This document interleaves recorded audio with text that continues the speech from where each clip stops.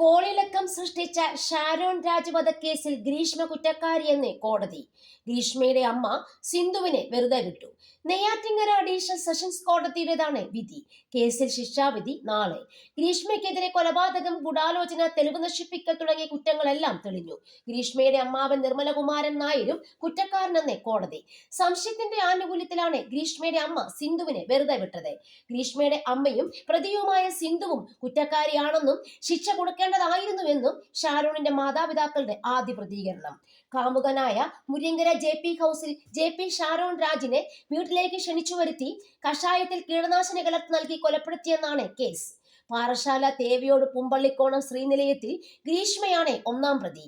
സൈനികരുമായി നിശ്ചയിച്ച വിവാഹത്തിന് തടസ്സമാകുമെന്നതിനാലാണ് ഷാരോണിനെ ഒഴിവാക്കാൻ ഗ്രീഷ്മ തീരുമാനിച്ചതെന്ന് പോലീസ് കണ്ടെത്തി. ഷാരോണിനെ ഒഴിവാക്കാനുള്ള ഗ്രീഷ്മയുടെ ശ്രമങ്ങൾക്ക് അമ്മ സിന്ധു ഒത്താശ ചെയ്തു കൊടുത്തെന്നും കീടനാശിനി ഗ്രീഷ്മയ്ക്ക് വാങ്ങി നൽകിയത് നിർമ്മലകുമാരൻ നായരാണ് എന്നും പോലീസ് കണ്ടെത്തി. ഇംഗ്ലീഷിൽ ബിരുദാനന്തര ബിരുദധാരിയാണ് ഗ്രീഷ്മ. നെയ്യൂർ ക്രിസ്ത്യൻ കോളേജിലെ അവസാന വർഷ BSc radiology വിദ്യാർത്ഥിയായിരുന്നു Sharon Raj.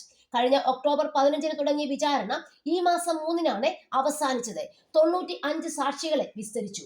2022 October 14 ഗ്രീഷ്മയുടെ വീട്ടിൽ വെച്ചാണ് ഷാരോൺ രാജ് കഷായം കഴിക്കുന്നത്.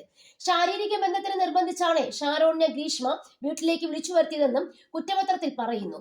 അവശനിലയിലായി പല ആശുപത്രികളിലെ ചികിത്സയ്ക്ക് ശേഷം മെഡിക്കൽ കോളേജ് ആശുപത്രിയിൽ വെച്ച് 25 ഷാരോൺ മരിച്ചു. ക്രൈംബ്രാഞ്ചിന്റെ കേസ് അന്വേഷണത്തിനിടെ ഒക്ടോബർ 30 ഗ്രീഷ്മ കുറ്റസമ്മതം നടത്തി.